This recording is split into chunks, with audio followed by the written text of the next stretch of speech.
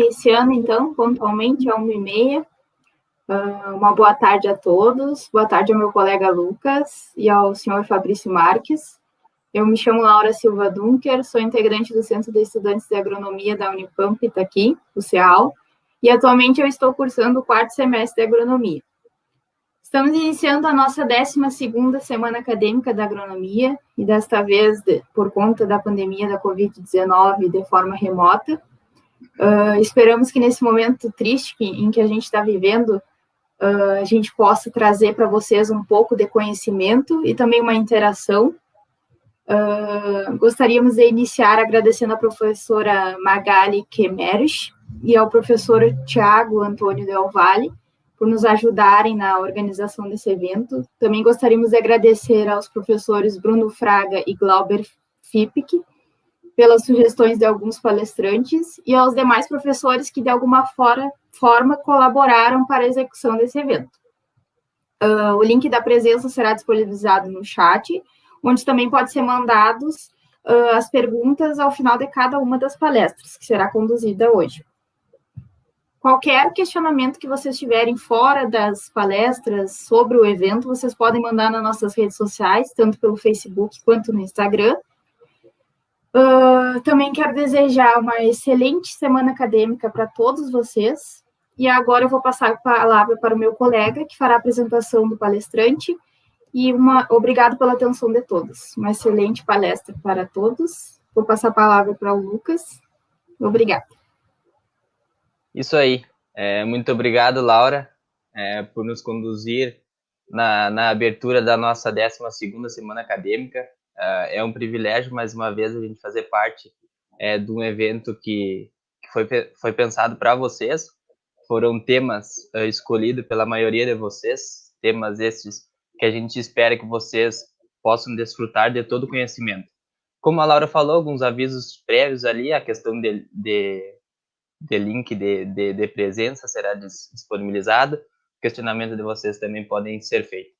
Sem mais delongas, então, vamos dar início à nossa 12ª Semana Acadêmica com o senhor Fabrício Marques, ele que é formado em engenheiro agrônomo e sócio-diretor da Pedra Moura Consultoria Agropecuária.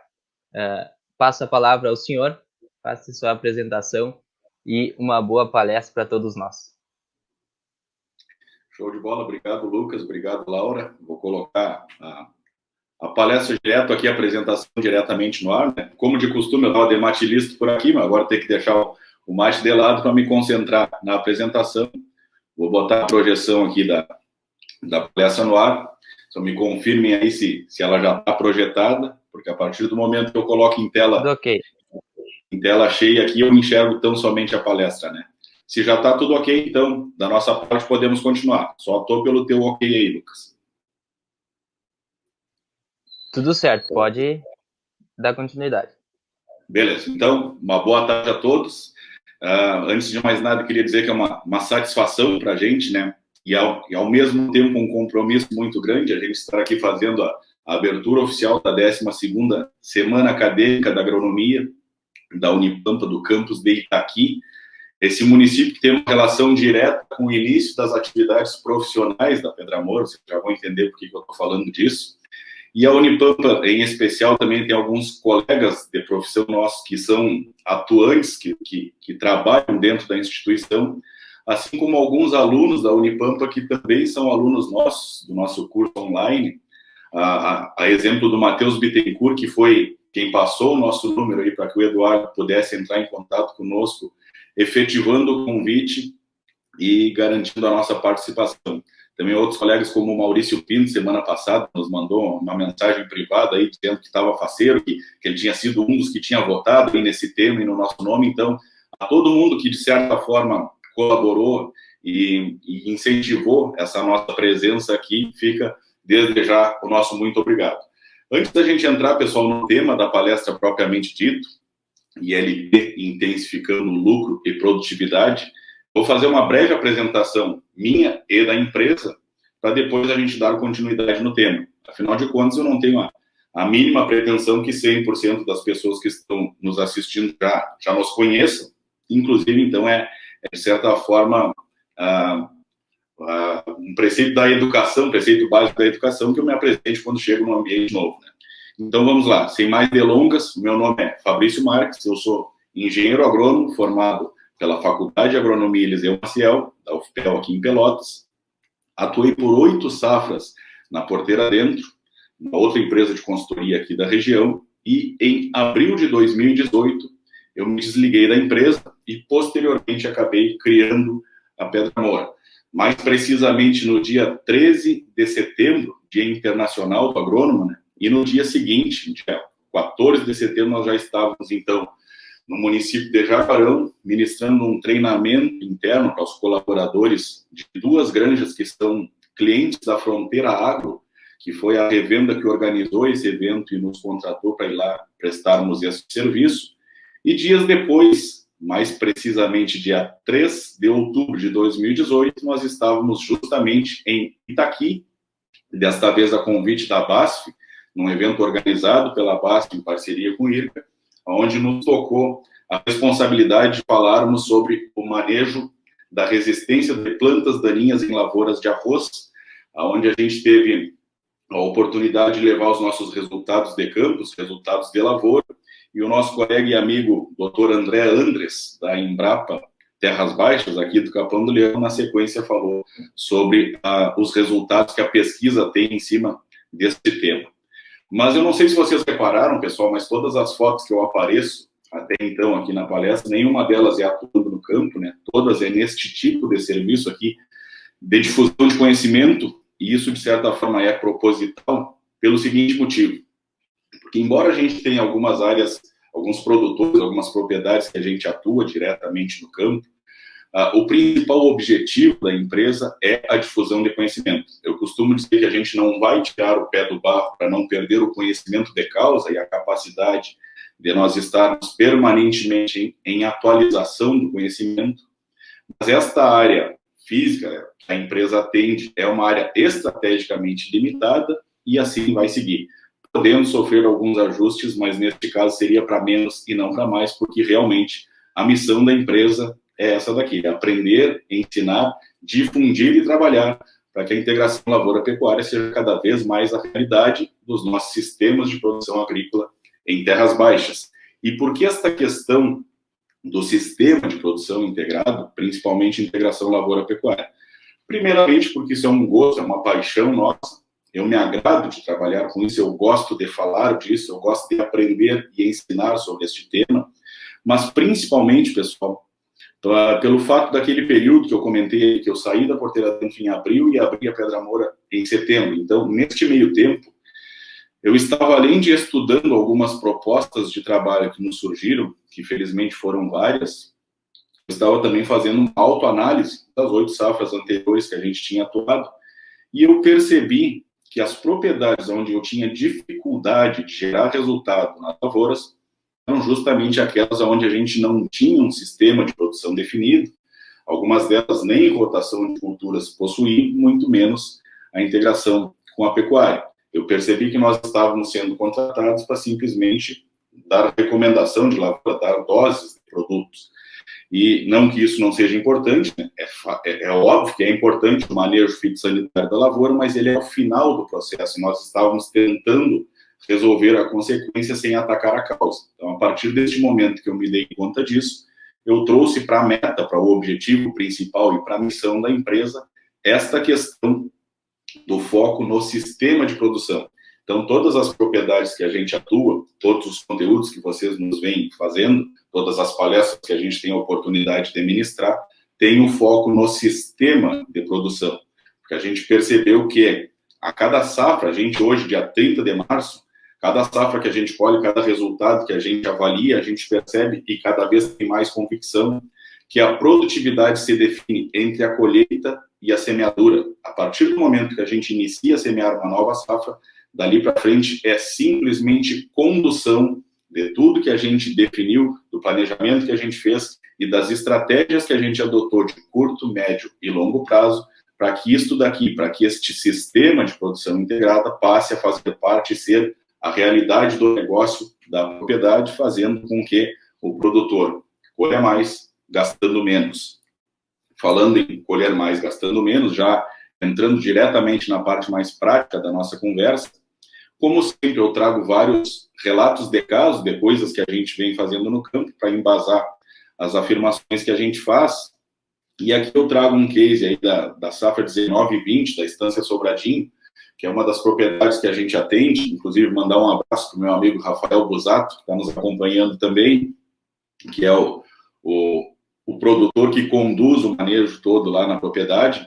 E esse case, pessoal, essa chegada na safra 19 e 20, foi o primeiro ano que nós estávamos atuando em conjunto lá, e eu separei para vocês aqui a lavoura que mais colheu e a lavoura que menos colheu, de IRGA 424 RI, para que a gente avalie algumas questões, algumas diferenças que tem nessas duas áreas, né? A primeira delas está evidente na tela aí, que é a diferença de produtividade.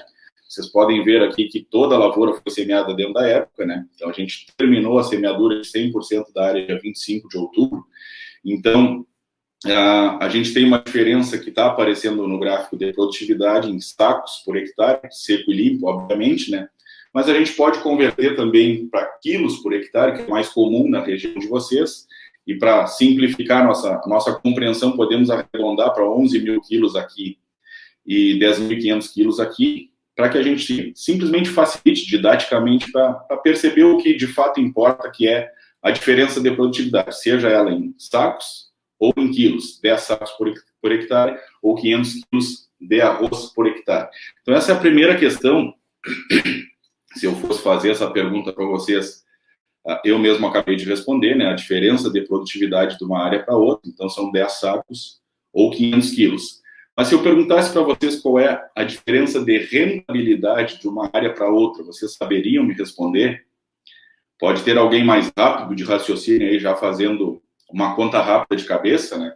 E eu posso ajudar aqui. Se a gente arredondar o preço do arroz para R$90 para simplificar a nossa conta, 10 sacos vezes R$90 são R$900, né? Então, em torno de R$1.000 seria a diferença de rentabilidade da primeira área para a segunda área, correto? O que vocês acham? Está errado, pessoal. Está errado, e aqui começa a entrar justamente essa questão da influência do sistema de produção e das diferenças que a gente tem. Justamente na área onde a gente colheu mais foi a parte da lavoura que nós tínhamos também no período de inverno, a integração com a pecuária, pastagem e pasteiro, ou seja, foi gerado renda no período do inverno na área que colheu mais, e a outra área, além de ter colhido menos, estava em pousio há 2 anos, ou seja, não estava produzindo nada. Então, esta diferença de rentabilidade de uma área para outra não se resume tão somente na diferença de produtividade. Tem esta parte onde a integração nos permite também gerar uma renda no período de inverno, e isso não para por aí. Também na área que a gente colheu mais, o preparo foi mais barato, pessoal. Então, na área onde nós tínhamos a pastagem, a gente tão somente dessecou a pastagem, fizemos as taipas para entrar semeando, e na área que estava em pousio, que não estava produzindo, a gente teve um custo maior de preparo. Foi feito, além da dessecação, 2 cortes de grade, 2 passadas de plaina, antes da gente iniciar o serviço de entaipamento para a semeadura da lavoura. Então, confirmando e comprovando o título que a gente colocou na palestra, ILP, sim, é incremento de lucro e produtividade. Aqui está a prova disso. A lavoura que a gente colheu mais também gerou renda no inverno, a gente teve um preparo mais barato. E aqui cabe uma observação e uma reflexão da nossa parte. Pode, inclusive, alguém já estar pensando nisso, né? Tá, mas sabendo dessa resposta, desse incremento de lucro e produtividade, por que não fazer em toda a área, Fabrício? Porque uma parte da lavoura, uma parte da propriedade ainda estava em pousio, com um período uma parte da área improdutiva, vamos dizer assim. Pessoal, isso daqui, pelo simples fato, para quem nos acompanha há mais tempo, com certeza já nos ouviu falando que num primeiro momento a gente tem que simplificar as coisas para fazer dar certo, para que a gente consiga gerar um resultado e a partir dali, depois desse resultado gerado, a gente expandir, tá? É preciso, principalmente no início de trabalho dentro de uma propriedade, como é o caso deste exemplo que eu estou trazendo para vocês aí, que a gente consiga ter certeza que vai dar certo. A gente tem que fazer dar certo, e por isso mesmo é melhor fazer um pedaço menor da área, para que a gente faça bem feito, gere aquele resultado, para que tanto o produtor quanto o capataz, os aguadores, os colaboradores, de uma maneira geral, eles precisam se convencer de que aquilo realmente é melhor, porque é completamente desconfortável a gente mudar. Toda mudança gera desconforto. E fazer as coisas de uma maneira que a gente não está acostumado a fazer, num primeiro momento vai ser desconfortável, literalmente nos tira da zona de conforto, mas a partir do momento que a gente tem um resultado e comprova que aquilo é verdade, que vai melhorar a nossa condição, a gente passa a aceitar de uma maneira mais fácil. Como diria o Mário Sérgio Cortella, uma pessoa só aceita a mudança de fato quando percebe que vai ser beneficiada no processo. Então, por isso que eu afirmo incansavelmente, primeiro a gente faz, depois a gente aprimora. Então, está aí a resposta do porquê que, num primeiro momento, nós tínhamos ILP então somente um pedaço da lavoura, justamente para começar nos pequenos, para fazer dar certo e depois expandir. Na safra passada, a gente já teve ILP em 100% da área que virou lavoura, e na próxima safra, agora, nós estamos começando a implementar também algumas pastagens para serem perenizadas e também o início da adubação desses temas que eu vou falar para vocês um pouco mais na frente.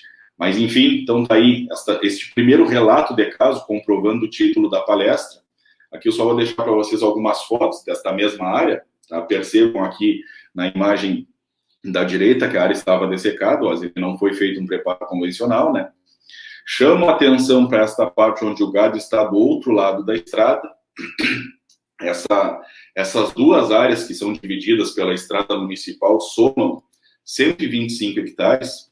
E num primeiro ano, a gente fez, nessa safra 19-20, a gente semeou o lado de cá, que eu fiz questão de bater a foto de cima da plantadeira para que aparecesse a plantadeira e o outro lado da estrada onde o gado estava, que a gente usou aquela parte, aqueles outros 60 hectares do outro lado da estrada, justamente de reserva forrageira para que a gente tivesse o que fazer com o gado na hora de liberar essa área que viraria lavoura, para continuar engordando o gado e não precisar o produtor vender o gado neste momento, que boa parte do mercado está fazendo isso e a tendência do preço é cair. Tá? Então guardem essa imagem aqui, porque ela é importante, ela vai voltar para a nossa conversa mais adiante. E aqui só uma comprovação, ó, de que realmente a gente simplesmente dessecou a área e fizemos as taipas para plantar. As taipas estavam sendo feitas um turno antes, ou fazendo as taipas de manhã para plantar de tarde, ou fazendo as taipas de tarde para plantar no outro dia pela manhã, tá? E lá do outro lado da estrada, como eu disse, está o gado na área da reserva forrageira, que na safra seguinte viraria lavoura depois, tá? Mas, enfim, feito esse relato de caso, essa comprovação do título da nossa palestra, eu trazer alguns pontos aqui, pessoal, do porquê integrar, né? Quais seriam os benefícios da gente introduzir o gado junto das áreas que serão lavoura. E o primeiro e grande objetivo, benefício, seria a questão da eliminação do pousio, né? Justamente o exemplo que eu acabei de mostrar para vocês, a gente tendo uma diversificação maior e gerando uma renda, uma outra renda extra, né? Dentro da propriedade, na integração, porque na maior parte dos casos existe a pecuária também dentro da propriedade, mas não integrada. Então, quando a gente consegue juntar as atividades, fazer com que elas trabalhem em conjunto, a gente acaba tendo um sinergismo das atividades e uma beneficia a outra. E falando nessa questão da diversificação e geração de renda, tem um outro case aqui que eu vou trazer para vocês também, que é de um outro cliente que a gente, uma outra propriedade que a gente atua, um cliente lá de Santa Vitória do Palmar, Agropecuária Dom Vitor. E quando eu falei com o Jacques, que é o filho do Vitor, o Jacques Leston, que é o responsável pela pecuária dentro da propriedade, para que ele me passasse os dados desta lavoura que eu vou relatar para vocês aí, esse subtítulo que eu coloquei aqui, como colher 10 sacos de soja no inverno, foi justamente uma observação que o próprio Jacques fez quando terminou de me passar os dados e ele, então, aferiu aí quanto que tinha sobrado, né, qual foi a renda que tinha sido gerada durante o período de inverno, entre duas lavouras de soja, e tinha dado em torno de R$ 1.500, R$ 1.600, e ele mesmo confirmou, ele mesmo fez essa afirmação, né? Sobraram 10 sacos de soja.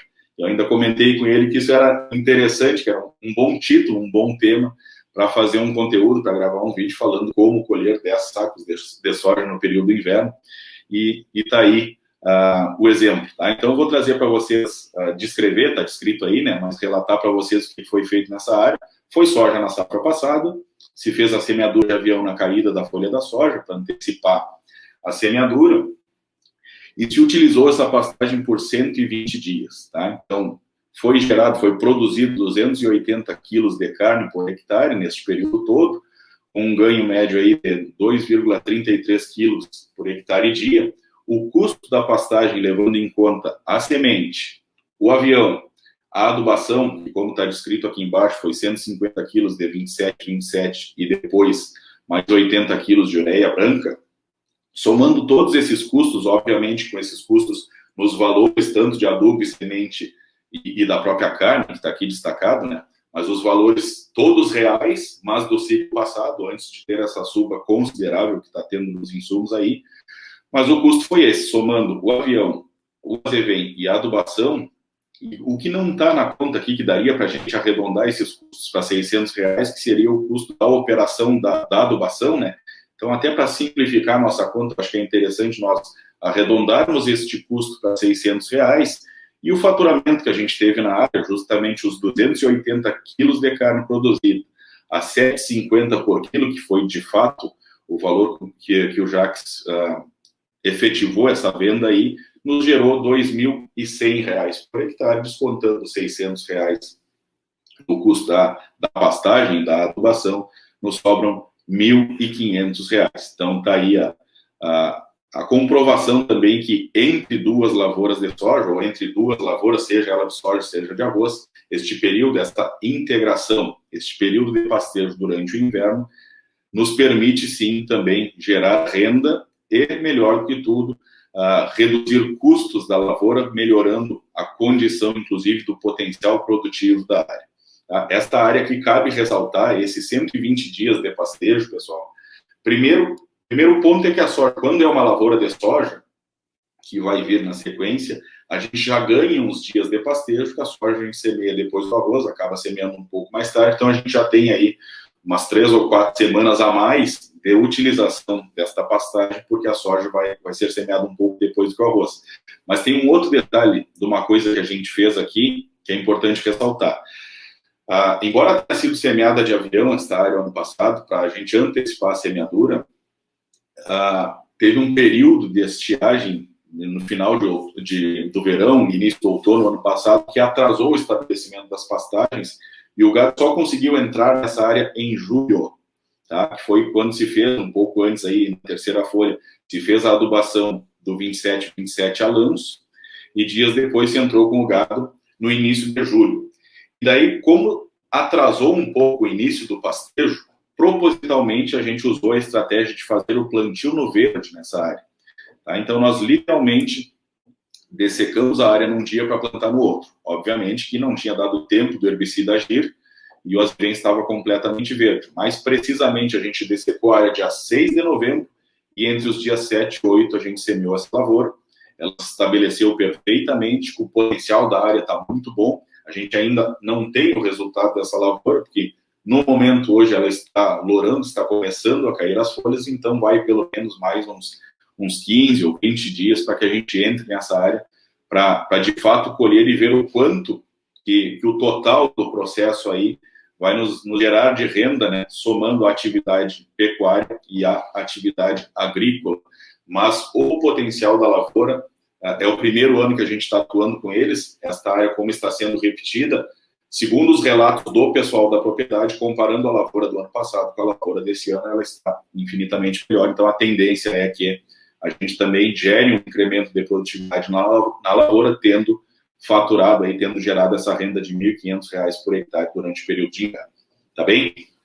Então, continuando nos benefícios da pecuária, pegando esta parte do manejo de plantas daninhas, né, pessoal? Isso daqui, por si só, a presença da cobertura de inverno já atua, fazendo uma barreira física, né? Literalmente é uma lei da física, 2 corpos não ocupam o mesmo lugar no espaço ao mesmo tempo. Então, se a gente está com a nossa área da lavoura coberta por uma cultura, por uma planta cultivada, não abre espaço para que venham plantas indesejadas.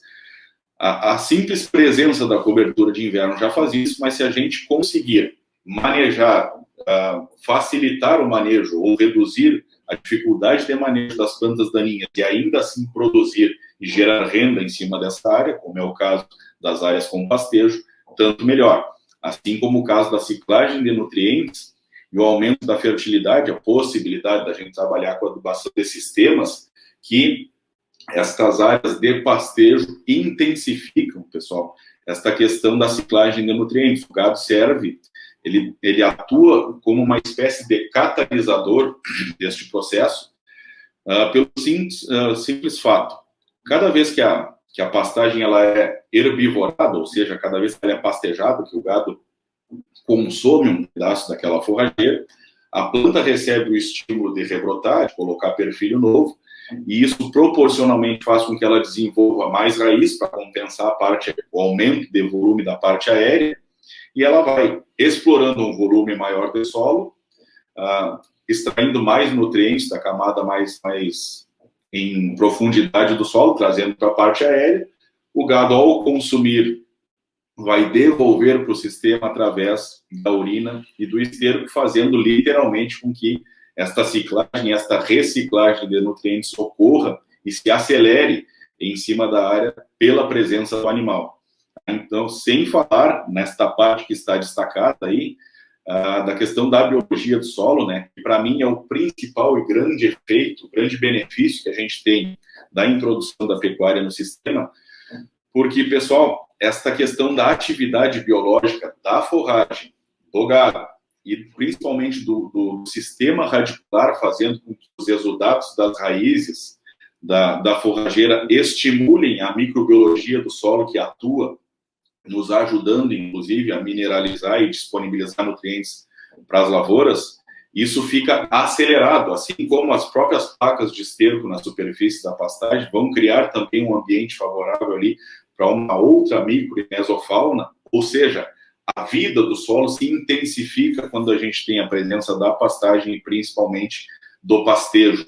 Então, para mim, este é o principal ganho que a gente tem com a integração, que é o aumento da vida do solo. A biologia, a atividade biológica do solo fica acelerada, fica intensificada, e é isso que confere para esse tipo de sistema uma maior resiliência, uma maior capacidade do solo de se manter produtivo ao longo dos anos e de recuperar mais rapidamente a capacidade de ter um teto produtivo alto mesmo após uma colheita de alta produtividade das lavouras de grãos, que a gente sabe que tem muita extração e principalmente exportação que sai no grão. Então, através desta integração e dessa atividade biológica aí que o sistema integrado nos favorece, esse tipo de ambiente faz com que o solo tenha uma capacidade de resiliência mais alta e isso nos mantém, ao longo do tempo, produzindo com qualidade, mantendo sustentabilidade ao pé da letra, sustentabilidade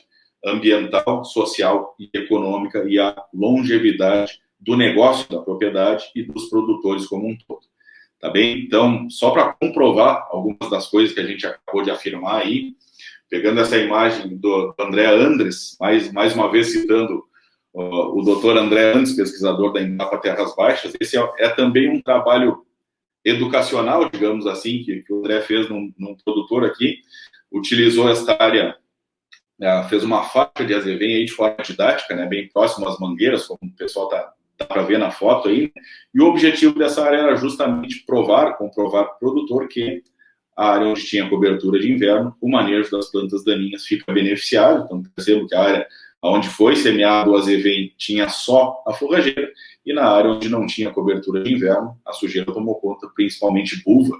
Então, principalmente nessas áreas onde a gente tem repetição de soja sobre soja, isso é um manejo bastante importante, uma planta daninha de bastante importância também na lavoura de soja, e já resistente a glifosato, dificultando um pouco mais o nosso manejo.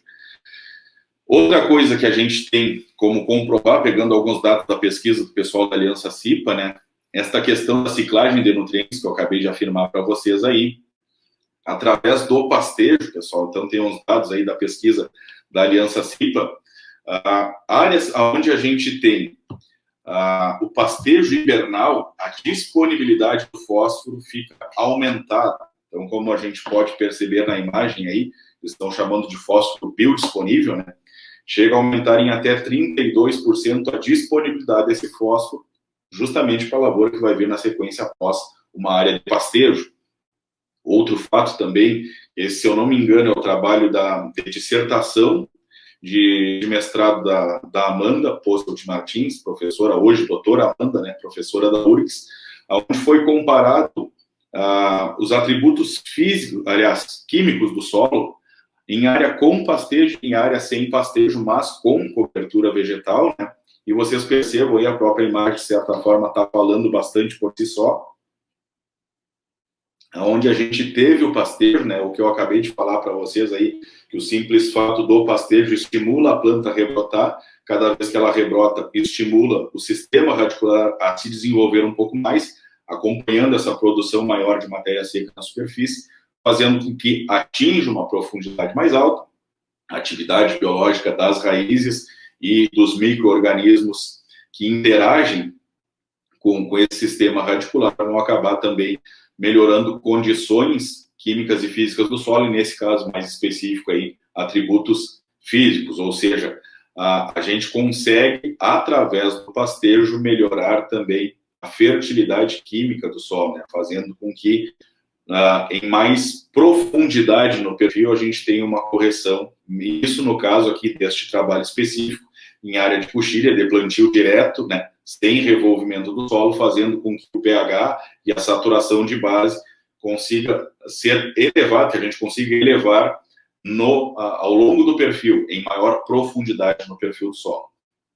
E aqui, para encerrar esses dados de pesquisa, isso é uma foto que, inclusive, eu tirei de uma palestra que o professor Ibanor Anguiloni estava fazendo para a gente, que também, de certa forma, comprova o título da palestra e aquele comparativo, aquele relato de caso que eu mostrei para vocês.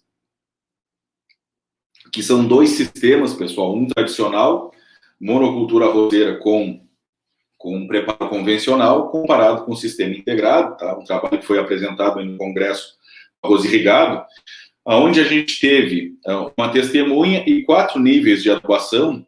E o interessante desse trabalho, percebam aqui que para atingir, para chegar no mesmo nível de produtividade que um sistema tradicional chegou, com uma adubação muito alta, no sistema integrado com uma média adubação, a gente já conseguiu equiparar, chegar no mesmo nível de produtividade. Tá? Mais uma vez, então, gastando menos e colhendo mais. Então, percebam aqui, ó, a diferença da adubação, está aqui no rodapé. Então, na área do sistema integrado, justamente isso tudo que a gente acabou de falar para vocês, dos benefícios químicos, físicos e biológicos, que a introdução da pecuária cria e favorece no solo, faz com que a gente, de fato, aproveite melhor os insumos da lavoura e possa, inclusive, começar a economizar nesses insumos ou, no mínimo, fracionar eles, colocando uma parte na fase pecuária e uma dose menor na lavoura, tendo a mesma resposta em produtividade. Nesse caso específico aqui, percebo que para chegar nos 9,8 toneladas de arroz por hectare, no sistema integrado a gente precisou de 90 pontos de nitrogênio, 30 de P2O5 e 35 de K2O, enquanto que no sistema tradicional a gente precisou de 150 pontos de nitrogênio, 50 de P2O5 e 65 de K2O. Percebam a diferença de investimento em insumo químico que a gente precisou adicionar na lavoura do sistema convencional para chegar na mesma produtividade onde o sistema integrado aproveita melhor os insumos e os resíduos de uma atividade que uma atividade vai deixando para outra. Tá bem? Então, esta introdução da palestra trazendo, de certa forma, o final do processo, né, pessoal? É muito fácil a gente falar da integração, dos benefícios que a integração nos traz. O difícil é a gente conseguir colocar isso em prática e começar a gerar esses resultados. Obviamente que para isso, para que isso tudo seja possível, antes a gente vai ter que dar uma organizada na casa. Ontem, eu estava prestando uma mentoria online com um dos alunos, uma das alunas do nosso curso online, e eu fiz um comentário que eu acho que cabe a gente ressaltar aqui, que esta questão são tantos os benefícios que a pecuária traz para o sistema, que a gente tem obrigação de arrumar a casa antes de convidar a pecuária para fazer parte dessa integração, porque a gente tem que tratar ela muito bem, ela seria, de certa forma, um convidado de honra, e por isso a gente tem esse compromisso de organizar a casa para receber muito bem esse convidado que tanto vai nos beneficiar no sistema e na longevidade dos negócios. Então, a gente tem, num primeiro momento, pessoal, que quebrar esse status quo, a maior parte da realidade do nosso setor produtivo, né? Essa é boa parte da realidade da metade sul, de uma maneira geral. Nós, tradicionalmente, somos orizicultores e pecuaristas, né? Porém, uma monocultura orizícola e uma pecuária extensiva, e este é o retrato da maior parte das nossas áreas. E é justamente em cima disso que a gente vem trabalhando para tentar mudar esse cenário, e o primeiro passo é uma mudança de atitude, né? Como bem mostra aí essa imagem, ou você muda ou tudo se repete, embora essa imagem, de certa forma, já tenha virado um clichê.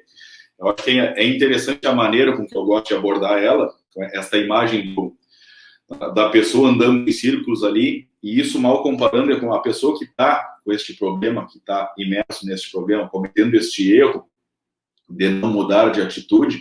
Ela não percebe que cada volta que ela dá nesse ciclo, cada vez que ela repete esse erro, ela está mais um pouco se afundando no próprio problema, mais um pouco se afundando no próprio erro, podendo chegar a um ponto aí de inviabilizar as áreas, inviabilizar o negócio e sair do jogo, digamos assim, né? Como frequentemente tem acontecido, aí são vários casos que a gente sabe de produtores que quebraram, e era justamente por uma má operação do sistema. Tá, isso mal comparando, pessoal, vamos raciocinar dessa maneira aqui. Eu gosto muito de analogias, mas acho que é bem forte essa analogia que eu separei aqui. Se a gente fornecer para esse rato aí uma oferta abundante de alimento, num único local, concentrado num único ponto, que ele não precise mudar de ambiente para procurar alimento, que ele não precise gastar energia, trocar de lugar, procurando alimento, obviamente que ele vai se concentrar ali, economizar energia e consumir aquele alimento que está farta e prontamente disponível, sem perceber que quanto mais ele consome, menos aquele alimento vai sobrando ali, e vai chegar um ponto que esse alimento vai se acabar e ele vai estar tão no fundo do poço ou do pote, nesse caso aí, que provavelmente não vai mais conseguir sair de lá e vai acabar morrendo de fome. Então, isso me preocupa bastante, porque é a maneira como a gente enxerga esse tipo de realidade dessa imagem anterior que eu mostrei para vocês, principalmente dessas áreas onde o sistema de produção não está definido, onde o pessoal não está trabalhando com ILP. E leia-se ILP, neste caso aqui, associada à integração de culturas. Tá? Na minha maneira de ver, o nosso ambiente de várzea não nos permite que a gente perenize um plantio direto ao pé da letra, pelo simples fato da presença do arroz irrigado por inundação. A própria lâmina d'água, de certa forma, já desestrutura o solo naquele período de 3, 4 meses que vai ficar a área alagada. E também não é sempre que a gente consegue fazer uma colheita no seco, né? Então, inevitavelmente, em alguns casos, chove durante a colheita, a gente acaba estragando o piso, fazendo rastro dentro da lavoura com a operação da colheita, e inevitavelmente a gente precisa corrigir aquele rastro, corrigir aquele preparo para o cultivo que vem na sequência, seja uma forrageira de inverno, seja para repetir arroz, seja para entrar com uma lavoura de soja no verão seguinte. Mas, enfim, então, a minha maneira de ver a ILP é o plantio direto da várzea. Então, é através da rotação de culturas e da integração das atividades que a gente vai conseguir criar e efetivar o nosso manejo conservacionista dentro do nosso ambiente das terras baixas. Tá? Então, já de antemão eu afirmo para vocês aí, e isso propositalmente foi escolhido, pessoal, pelo caso da fronteira oeste, que é o ambiente de vocês, aí a gente sabe que a proporção de áreas de soja dentro da realidade das propriedades arrozeiras da fronteira oeste ainda é pequena. Tem muita questão de condição de falta de precipitação, de questão de risco, de baixa produtividade, mas isso a gente tem que resolver, a gente tem que fazer a soja produzir, a gente tem que adequar o nosso sistema para que a cultura da soja tenha capacidade de produzir. Isso é o tema que, numa feliz coincidência, vai vir o professor Enio Marquesan na sequência, falando exatamente sobre essas questões aí do manejo da soja nas terras baixas, e depois o professor Alencar dando mais uma reforçada nisso também. Então eu não vou gastar muita energia com vocês falando do manejo da cultura, mas sim chamando a importância da necessidade da inclusão dessa cultura dentro do nosso sistema, tá? historicamente, eu botei o título aí que o sucesso do sistema passa pela cultura da soja, e eu tenho convicção disso.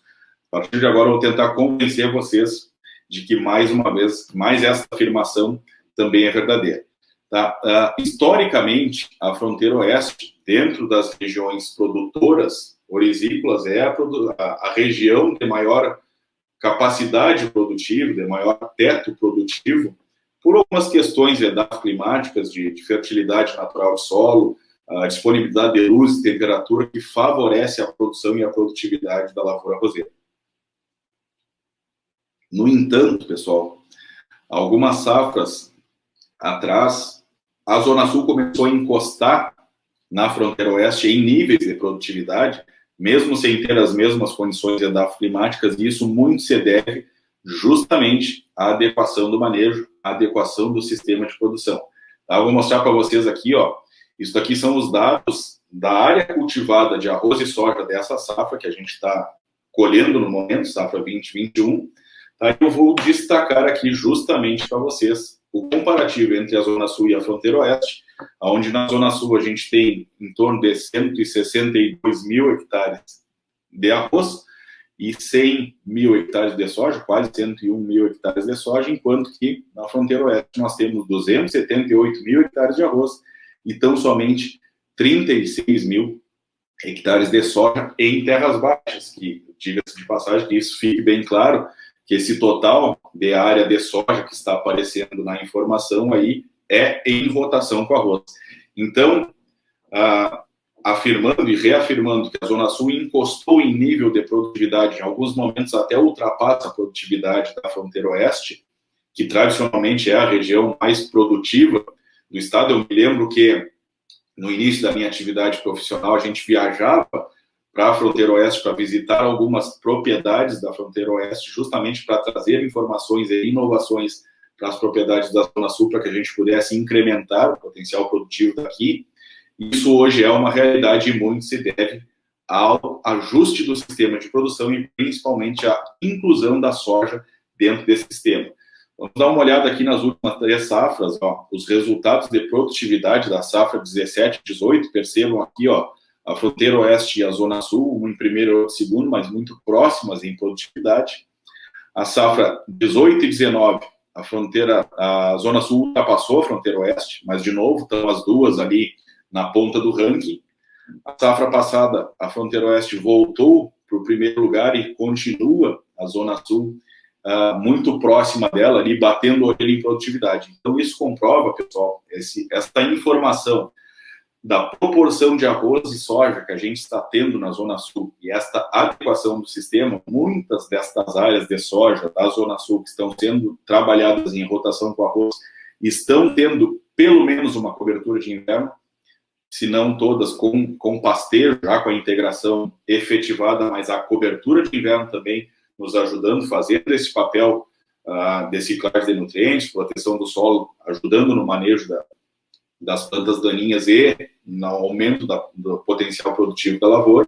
Então, já fica evidente que, através do ajuste do sistema produtivo, a Zona Sul está conseguindo encostar na principal região produtora de maior teto produtivo do estado por condições climáticas. Então, percebam que se a fronteira oeste, vamos voltar aqui nessa informação, que tem uma proporção de arroz e soja muito gritante, muito discrepante, se ela chegar no nível aí de aproximar como está acontecendo hoje na Zona Sul, quase meio a meio, o famoso ping-pong, a tendência é que ela dispare novamente em produtividade, se mantendo em primeiro lugar aí, sem que as outras regiões consigam buscá-la em teto produtivo, porque além das condições climáticas que favorecem a produção e a produtividade do arroz, vai ter associado a tudo isso o sistema de produção potencializando a produtividade, daí fica quase impossível da gente conseguir buscar.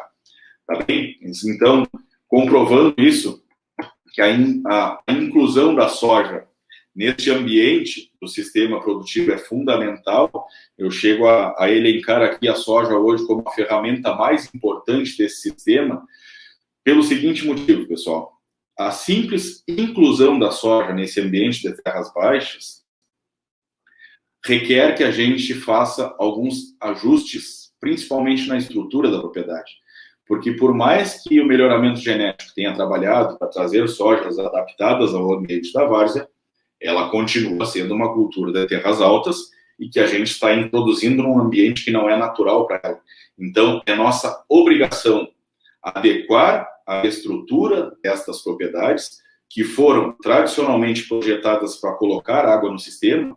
E lembrando que no caso do arroz, segundo a bibliografia, a gente tem até o 4º dia após o início da irrigação para completar o banho sem perdas de potencial produtivo, enquanto que na soja a gente tem então somente 24 horas para tirar a água de cima da lavoura. Então nós temos que, além de adequar o sistema, pensando mais em tirar a água do que botar, além disso nós temos que ter muito mais eficiência, nós temos que ser muito mais eficientes na drenagem do que a gente está sendo no sistema de irrigação, que tradicionalmente é a estrutura original dessas nossas propriedades. Então, este simples fato da inclusão da soja nesse ambiente vai favorecer, obviamente, a partir do momento que a gente faz esse ajuste estrutural da propriedade, vai favorecer, obviamente, que a soja se beneficie e tenha condições de produzir nesse ambiente, mas causa um reflexo direto na produtividade do arroz. O primeiro ponto é que, se para a soja já está bem drenado, o arroz que é da água precisa de muito menos drenagem, então ele com certeza vai se beneficiar também de forma direta, e já teve casos de propriedades onde a gente fez esse ajuste da estrutura da propriedade, a gente conseguiu começar a antecipar o início da semeadura do arroz em até 2 semanas. Tá? Então isso vai favorecer um ponto que é fundamental para o encaixe das atividades. A integração lavoura-pecuária, pessoal, deve começar pelo encaixe da época de semeadura das lavouras. Então, a gente tem a obrigação de antecipar a época de semeadura para que a gente consiga semear toda a lavoura de arroz dentro da época, para que a soja também tenha a sua época preferencial alcançada. Isso vai fazer com que, além da gente aumentar o potencial produtivo das lavouras, com que a gente colha mais cedo e entregue o manejo pós-colheita, principalmente a área para a pecuária utilizar, também no período ideal de semeadura e de desenvolvimento das culturas forrageiras. Elas também têm época ideal, que é entre março e abril, mais especificamente de 15 de março a 15 de abril, então seria esta janela de melhor momento de estabelecimento dessas forrageiras, fazendo com que isso, o período, primeiro, o desenvolvimento da forrageira se potencialize pela condição da época de semeadura, e que o período de utilização por parte da pecuária seja prolongado, porque se a gente continuar atrasando a época de semeadura do arroz, acaba que inevitavelmente atrasa a época de semeadura da soja, por consequência nós vamos atrasar a colheita e entregar para a pecuária o processo todo atrasado. E a partir daí começa as benditas das quedas de braço e dos atritos, né? Porque daí o pecuarista que recebeu a área mais tarde vai querer prolongar o pastejo para compensar o tempo que perdeu no início do inverno, no final de outono e início de inverno, e isso começa a gerar os famosos atritos, e neste caso a gente não tem integração lavoura-pecuária, a gente começa a ter uma integração lamentável de pessoas, que começa cada um a puxar para um lado. Então, a simples inclusão da soja dentro desse ambiente vai favorecer todos esses pontos que eu acabei de elencar para vocês, e também, pessoal, esta parte diretamente falando das forrageiras, acontece que muitas partes destas propriedades, antes desse redimensionamento da macrodrenagem, principalmente, falando, algumas partes dessas propriedades, durante o período de inverno, ficavam ou alagadas ou com solo saturado, no famoso chap-chap. E isso impossibilitava que a gente tivesse uma pastagem no inverno. Mesmo o azevém, que costuma ser mais papo, né, aguenta mais desaforo, como a gente gosta de falar, mas esse tipo de realidade aqui, de uma aveia branca consorciada com trevo persa, como aparece nessa outra foto aqui, fica completamente impossível. Então, é mais um benefício que a soja traz para o sistema, simplesmente por a gente adequar a propriedade para receber a cultura da soja. Ela vai favorecer a antecipação da semeadura do arroz e de todo o encaixe do sistema, e da gente colocar forrageiras em áreas que antes não era possível. Pensando tão somente nessa questão estrutural, física da propriedade. Então, eu tenho convicção hoje que a soja é, sim, a engrenagem central que faz com que, de fato, encaixe, o sistema se encaixe e que todas essas atividades passem a trabalhar em conjunto. Tá? Aproveitando o gancho do professor Marquesan, aqui tem esse slide que é uma percepção do professor Marquesan, numa palestra que ele nos fez anos atrás, que eu fiquei com essa informação, eu gosto de repetir isso, que seriam as fases da inclusão da soja na várzea, né, da soja nas terras baixas, que num primeiro momento, numa primeira fase, a soja entrou nesse nosso ambiente simplesmente com o objetivo de limpeza das áreas, então era o manejo do arroz daninho, principalmente, né? Então não era nem a cultura da soja, o que o pessoal queria era a possibilidade de utilizar glifosato em cima dessas áreas para viabilizar novamente o retorno da lavoura de arroz em algumas áreas que estava ficando completamente inviável produzir. Então, neste momento, o pessoal nem investia na lavoura, muito menos na estrutura da propriedade, como eu acabei de falar para vocês, e o objetivo era esse, era ter a soja, a presença da soja ali, simplesmente para poder utilizar o glifosato e melhorar a limpeza das áreas para quando voltasse com o arroz. Num segundo momento, alguns produtores começaram a perceber que se cuidasse um pouco melhor desta cultura, ela também tinha condições de produzir dentro do nosso ambiente e de gerar também um retorno, de ser também um negócio, uma atividade econômica dentro da propriedade, e aí se começou a investir um pouco mais em adubação, em manejo fitossanitário, em limpeza das áreas, né? Num primeiro momento, nem tanto redimensionando as estruturas da propriedade, mas pelo menos limpando os esgotos, né? Tirando aquela sujeira dos drenos principais, onde geralmente acumula grama boiadeira, sagitária, essas plantas aquáticas, né? Que acabam tirando a capacidade de evasão desses drenos, e tratando a soja com um pouquinho mais de cuidado, percebendo que ela poderia ser um segundo negócio, mas era justamente isso, um segundo negócio dentro do ambiente. O carro-chefe continuava sendo o arroz, e o foco era melhorar os ambientes para que o arroz pudesse voltar para dentro daquela área. E a fase 3, que é a fase que a gente se encontra atualmente, que a gente percebe que a soja faz parte da sustentabilidade do negócio, do sistema, das propriedades, e garante aí o início, a facilitação da integração com a pecuária, porque tem, fora todas essas questões estruturais que eu acabei de falar para vocês, né, ela vai sim potencializar a produtividade do arroz, né? Então, o simples fato da rotação entre gramínea e leguminosa, que é uma coisa, um preceito básico da agronomia, né, vai gerar um incremento de produtividade na lavoura que vem na sequência, mas também nos gera uma redução de custo, né? Então é muito fácil a gente colher uma área de soja e entaipar imediatamente após a colheita, como aparece nessa imagem aí, antes mesmo da semeadura da forrageira, né?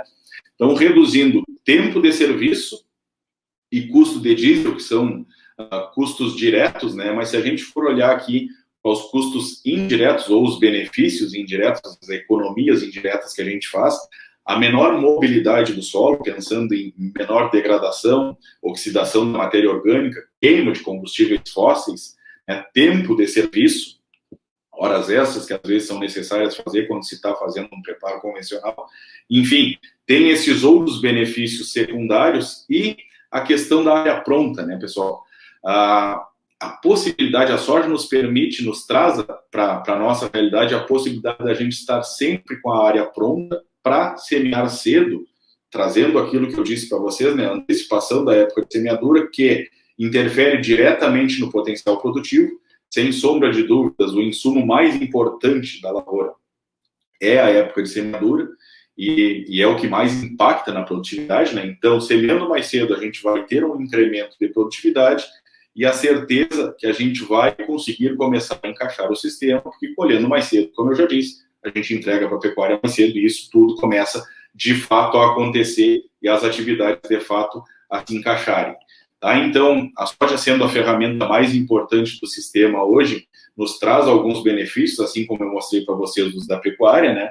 Tá? A possibilidade da gente colher mais gastando menos, então tem um incremento de produtividade de arroz em cima de soja em torno de 10% a 15%, segundo nos falam as pesquisas, alguns trabalhos do IPER, e os dados que a gente tem, observações das lavouras, né, comprovam sempre uma área de soja aumenta o potencial produtivo, vai entregar para o arroz, inegavelmente, uma lavoura mais limpa, né, facilitando essa questão do manejo das plantas daninhas e principalmente em área onde a gente tem a dificuldade da resistência já instalada em algumas plantas daninhas, tem a possibilidade da gente aumentar o leque de opções, né? A gente tem mais ferramentas químicas para trabalhar, nos permitindo fazer a rotação de mecanismos de ação também, para manejar melhor essa questão da resistência.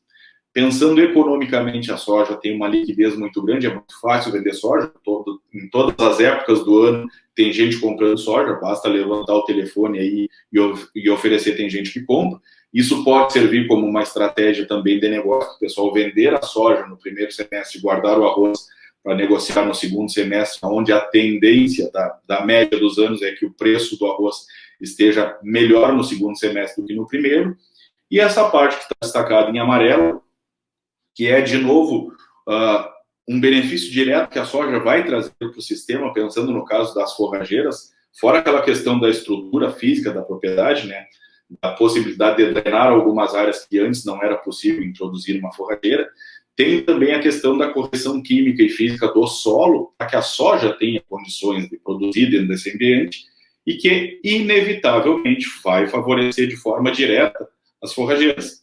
E a partir do momento que a gente integra isso e começa a trabalhar com um sistema que a pastagem vem sempre na sucessão dessas áreas, ela vai fazer aquele serviço do benefício que eu mostrei para vocês bem no início da conversa, da ciclagem de nutrientes, da melhora das condições químicas, físicas e biológicas do solo, perpetuando este aumento de fertilidade, esta correção da área e intensificando a ciclagem de nutrientes, permanecendo ou mantendo a longevidade desta correção feita num primeiro momento para que a soja conseguisse produzir em cima da área e através da integração, a pastagem e o pastejo nos favorecendo, nos facilitando que a gente consiga perenizar esse manejo dentro da área, mantendo o potencial produtivo da lavoura ao longo do tempo.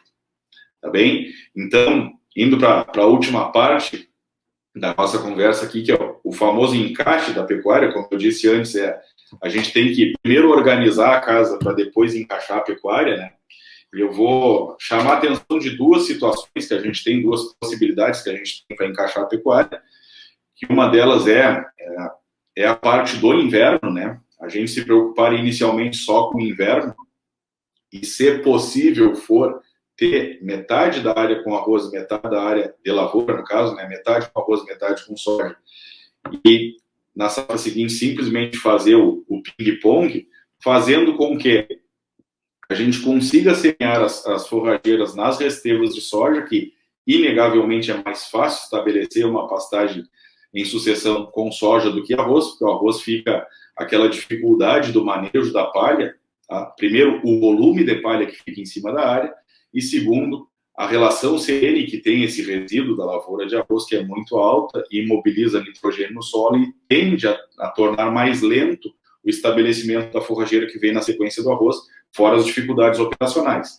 E como, pensando aqui no caso que a gente está encaixando o sistema, pessoal, como a gente precisa também ir fazendo correções químicas do solo, como o caso da calagem, que eu mostrei no slide anterior, o mais lógico seria a gente aproveitar as áreas de resteva de soja para estabelecer a pastagem, entaipar essa área para virar arroz no ciclo seguinte e aproveitar as restevas de arroz para fazer a correção química, incorporando esse calcário e cultivando a soja num primeiro momento de forma do manejo mais convencional, mas aproveitando a necessidade de correção do solo que inevitavelmente a gente tem que fazer no início do encaixe dessas atividades. Mas eu sei que nem todas as propriedades, isso é real, isso é possível, né? O meio a meio do ping-pong, principalmente no caso da fronteira oeste, a gente sabe que tem bastante áreas de difícil acesso da soja, aí, seja por dificuldades de drenagem, seja por dificuldade de falta d'água para que a soja produza. Então, são alguns pontos meio específicos de cada propriedade, de cada localidade, mas a gente tem, nesse tipo de região, nesse tipo de localidade, a possibilidade de fazer um preparo de verão, porque é comum que o pessoal tenha vários cortes de lavoura, 3, 4 planos de lavoura, e nesse caso aqui, pensando no encaixe da pecuária, o preparo de verão eu vejo como uma baita ferramenta para quem não consegue fazer o ping-pong meio a meio, porque isso daqui nos permite, pessoal, antecipar consideravelmente esse preparo, fazer ele entre janeiro e fevereiro, a parte do preparo em si, tá? A correção da nivelação da área, o entaipamento, e no final de fevereiro, início de março, nós fazermos a semeadura dessa forrageira, que se tiver condições adequadas aí de umidade, temperatura, se estabelecer dentro da normalidade, é comum no início de abril essa pastagem já estar no ponto da gente fazer a primeira adubação, e no final de abril, ou no máximo nos primeiros dias de maio, ela já estar dando boca, ou seja, recebendo o gado. Neste caso dos preparos de verão, a gente consegue antecipar a entrada do gado comparando com uma reserva de soja.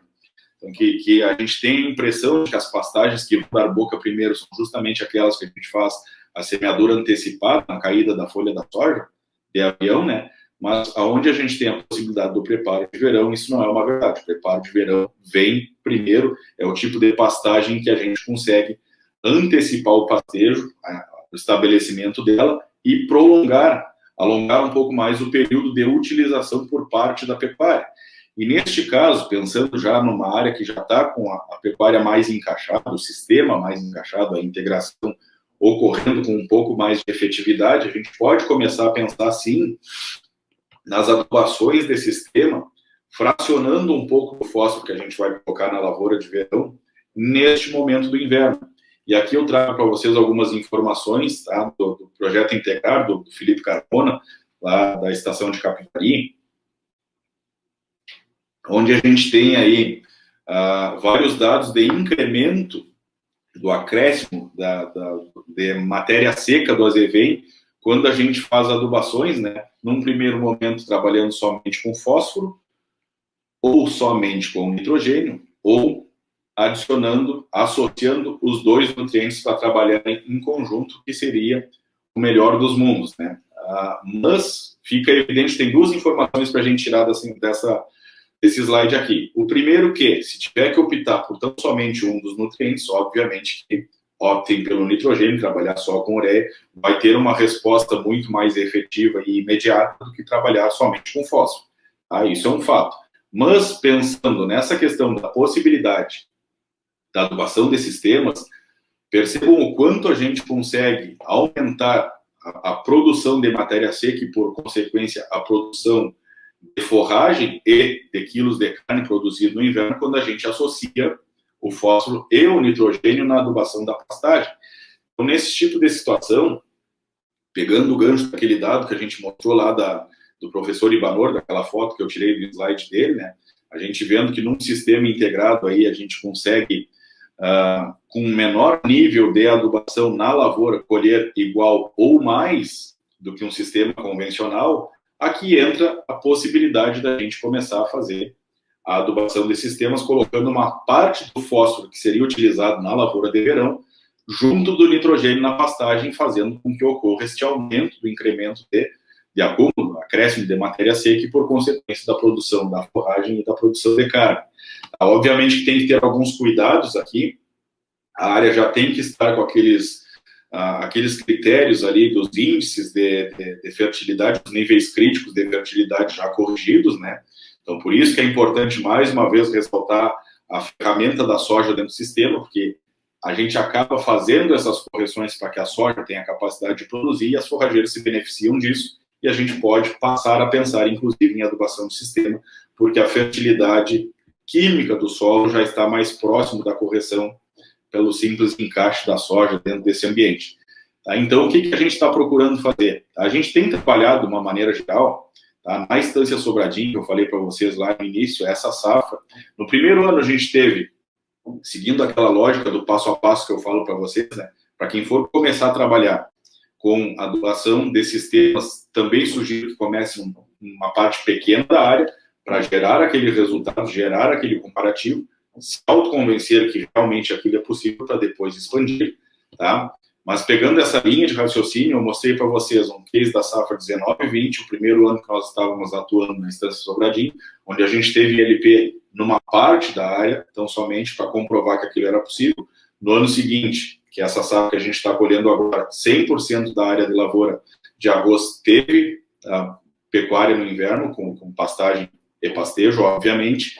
E na próxima safra, agora as pastagens que a gente está estabelecendo após a colheita, que a gente está por estabelecer após a colheita da soja, nós vamos começar em 73 hectares de uma resteva de soja a fazer esta adubação desses sistemas. Tá? Vai ser introduzido um consórcio de azevém com trevo persa, onde a gente normalmente tem trabalhado com entre 80 e 85 pontos de fósforo na lavoura do arroz, né, visando aí uma produtividade de 10 ou 11 toneladas. E o que a gente vai fazer? A gente vai fracionar o uso desse fósforo, colocando uma parte dele na pastagem agora.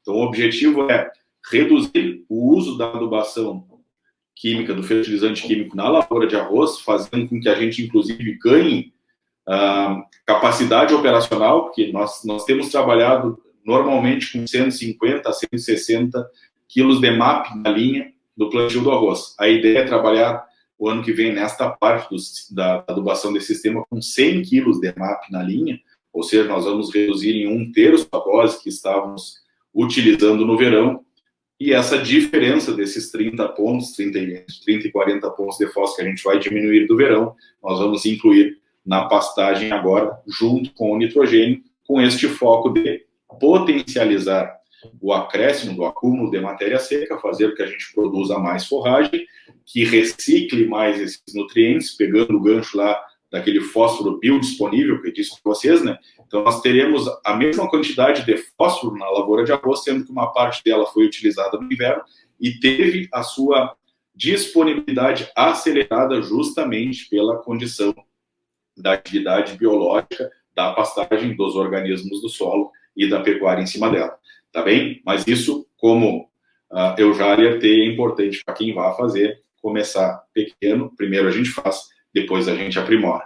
Tá? E para encerrar, então, lembram daquela imagem que eu mostrei para vocês lá no início, que eu falei que ela ia voltar no encerramento da nossa conversa? Tá aí ela de novo, pessoal. Esta área do lado de lá, no caso onde está o gado, né, são 60 hectares. Na safra 19 e 20, ela serviu de suporte forrageiro para quando a gente liberasse o lado de cá que foi semeado na safra 19 e 20, ter o que fazer com o gado, mas estrategicamente ela já estava nos nossos planos que na safra seguinte ela viraria arroz, e foi o que a gente acabou fazendo. Então, nessa safra 2021, a gente teve lavoura de arroz nessa área, já temos o resultado dela, vou mostrar para vocês aí, mas eu quero antes explicar qual foi o manejo que a gente fez, tá? Essa área ficou, o gado veio para essa área aqui, ficou até o final do ano, até dezembro, uma parte do azevém sementou, caiu um pouco de semente no solo, e depois, em fevereiro, essa área tinha sido arroz 3 anos antes, e teve um pouco de rastro durante a colheita, não foi nem desmanchado as tarpas, e de lá para cá vinha sendo utilizada como pastagem. Tá? Mas a gente precisava, pelo fato do rastro que foi feito durante a colheita do arroz, corrigir o solo para voltar com lavoura nessa área. Mas a gente não precisava fazer um preparo convencional, simplesmente precisávamos tirar aqueles rastros que ficaram durante a colheita. Então, o que a gente fez? Em fevereiro, a gente dessecou essa área para soltar, né, principalmente para morrer a raiz das plantas que estavam, da vegetação que estava na superfície, para que a gente pudesse entrar tão somente com plana, corrigindo os rastros, a superfície do solo, para que a gente voltasse a entaipar, depois fazer a semeadura da pastagem, utilizar no inverno com o gado e no verão com lavoura, e foi exatamente o que a gente fez. Eu vou mostrar para vocês agora aqui algumas imagens dessa lavoura, né? Aqui isso, inclusive, essa postagem tá no nosso Instagram lá. Isso é no final do florescimento dessa área. O Bruno aparece na foto segurando uma panícula aí. Aqui é no final do enchimento de grão. Aqui a cultivar que a gente utilizou, pessoal, e a data de semeadura foi o Guri Itacieli semeado dia 20 de setembro, que foi inclusive a primeira lavoura que a gente semeou nessa safra que estamos colhendo agora, e a produtividade final da área, 212,5 sacos por hectare seco e limpo, passando de 10.500 quilos nesta cultivar. Guri Itacieli é uma produtividade bastante representativa e significativa. Sem esquecer que, na fase de inverno, a gente teve também o benefício da integração, da ciclagem de nutrientes e principalmente da renda tá? A gente ainda não tem os dados da pecuária dentro das lavouras do Rafa, mas é dentro da Sobradinha. É uma das coisas que a gente está pecando ainda na geração dessas informações, tá? Mas não tem separado por área para a gente conseguir medir, né? Obviamente que eles têm medido. O Marcelo Silveira, que é o veterinário que acompanha a parte da pecuária lá, obviamente que está fazendo o trabalho dele bem feito. O que a gente não conseguiu fazer ainda, por questões de manejo, questões operacionais, foi gerar informações localizadas de lavoura a lavoura, potreiro por potreiro. Mas percebam aí, ó, eu quero chamar a atenção, botei essas imagens especificamente.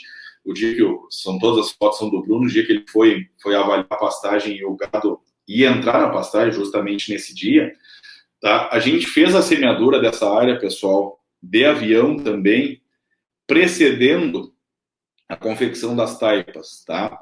Porque percebam aqui, ó, as imagens. Após a plaina, tá? Percebo que realmente a gente só aplainou, porque até o desenho das taipas continua aparecendo ali, né? Depois do serviço da plaina.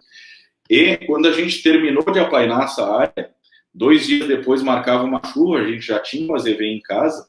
O objetivo, a ideia era semear sobre as taipas, mas não daria tempo da gente terminar o serviço de entaipamento antes que chovesse. Então, para não perder o time da chuva, a gente fez a aplicação, a semeadura de avião, antes mesmo de entaipar, para contar que chovesse em cima da semente, ajudasse a germinar. Inclusive, nessa foto aqui tá ruim de ver, mas já tem um fiapinho de AZV, a primeira folhinha aqui.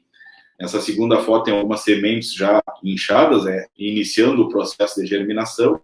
E foi a estratégia que a gente usou a garantir umidade para germinar esse AZV. E assim que deu o piso, imediatamente, nesse dia que eu bati essas fotos, a gente estava começando a entaipar a área.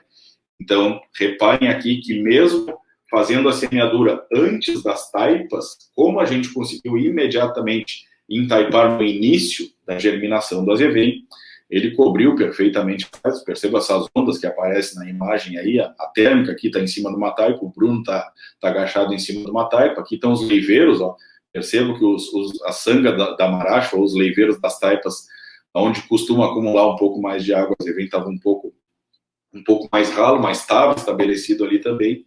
Ou seja, isso daqui foi uma tomada de decisão puramente operacional para a gente não perder o time e conseguir efetivar esse estabelecimento dessa forrageira dentro da área cedo. Tá? Então, mais uma vez, para resumir e para encerrar a nossa conversa, pegando de novo o gancho lá do que a gente botou no título da palestra, né? Essa área teve, novamente, um preparo completamente barato, a utilização da área por parte da pecuária, gerando renda no inverno e melhorando as condições físicas e químicas do solo, e uma alta produtividade no verão. Então, sim, pessoal, integração lavoura-pecuária, de fato, gera incremento, né, de lucro e produtividade. ILP é intensificação de lucro e produtividade dentro das propriedades. Tá? Antes de encerrar, eu quero convidar o pessoal que ainda não nos acompanha nas redes sociais, tá? Seja na página do Facebook, no nosso perfil do Instagram, ou mesmo lá no canal do YouTube. Todos esses temas que a gente abordou, tem bastante conteúdo disponível para vocês nessas redes sociais, e mais especificamente no caso do YouTube, esse título que eu coloquei abaixo aí, pessoal, procurem por esse vídeo lá no canal, ele está disponível, ele é o workshop que deu origem ao nosso curso online. Tá? E por que eu estou sugerindo e indicando que vocês procurem esse vídeo lá? Porque hoje eu procurei elencar alguns pontos específicos dos benefícios da integração e chamar atenção para essa questão da inclusão da soja dentro do nosso ambiente, para contextualizar diretamente com a questão da região de vocês, né? A fronteira oeste que ainda está pobre nesta rotação de culturas.